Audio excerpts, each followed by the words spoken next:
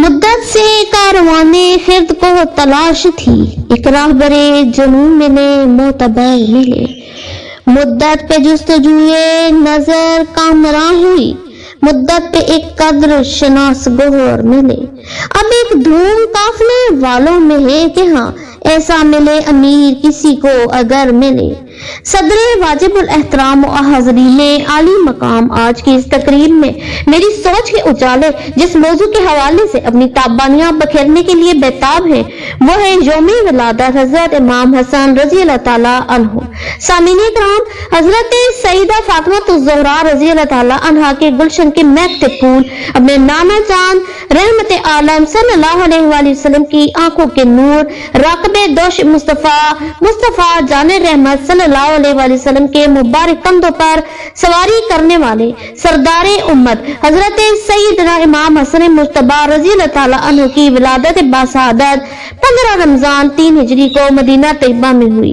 نبی اکرم صلی اللہ علیہ وآلہ وسلم نے اپنے فرزند ارجمند سے دوستی کی رعایت کرتے ہوئے ان کو بلند اخلاق کا درس دیا، اپنے تمام علوم ان تک پہنچائے۔ آپ کی تربیت آپ کے والد بزرگوار امیر المومنین نے کی، جو دنیا اسلام کے سب سے بلند و افضل معلم ہیں، جنہوں نے آپ کی ذات اور نفس کو کریم اور عظیم مثال سے آراستہ کیا، یہاں تک کہ آپ ان کی سچی تصویر بن گئے۔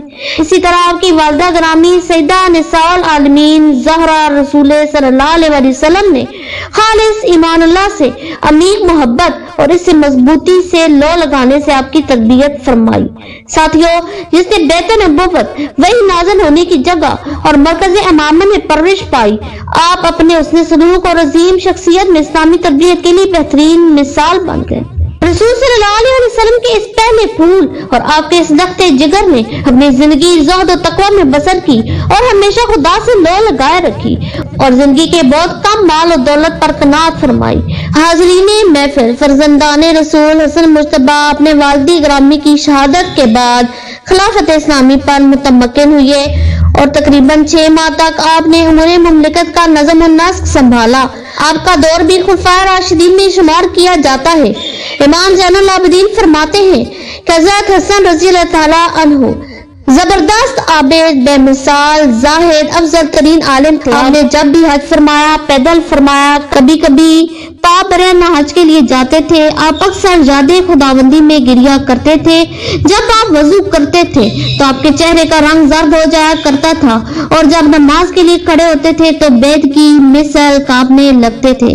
آپ نے انتظامی حکومت اپنے ہاتھ میں لیا، لیکن جب آپ نے دیکھا کہ اسلامی معاشرہ انتشار کا شکار ہے تو آپ نے تخت حکومت کو خیرآباد کہہ دیا، کیونکہ حضرت امام حسن رضی اللہ تعالیٰ عنہ کا واحد مقصد حکم خدا اور حکم رسول کی پابندی اجرا کرنا تھا۔ سرچشمہ امام حسن کا قائم رہنا دشمنان نے دین کو کب گوارا تھا، اس لیے جودہ بنت اشد کو انعام و کرام کا لالچ دے کر نواز رسول حضرت امام حسن رضی اللہ تعالیٰ عنہ کو زیر دیکھ کر شہید کر دیا گیا۔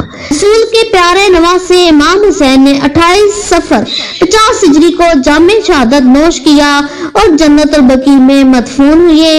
ان اشعار کے ساتھ اجازت چاہوں گی۔ میرے کریم میرے پیشوا امام حسن، میں ہوں غلام، میری نسل ہے غلام حسن۔ میرے رسول بٹھاتے ہیں پہلے شانوں پر، میرے رسول بتاتے ہیں پھر مقام حسن۔ بروز حشر چلے گا بے شت کو سر پر، نظام شاہ شہیدان یا پھر نظام حسن۔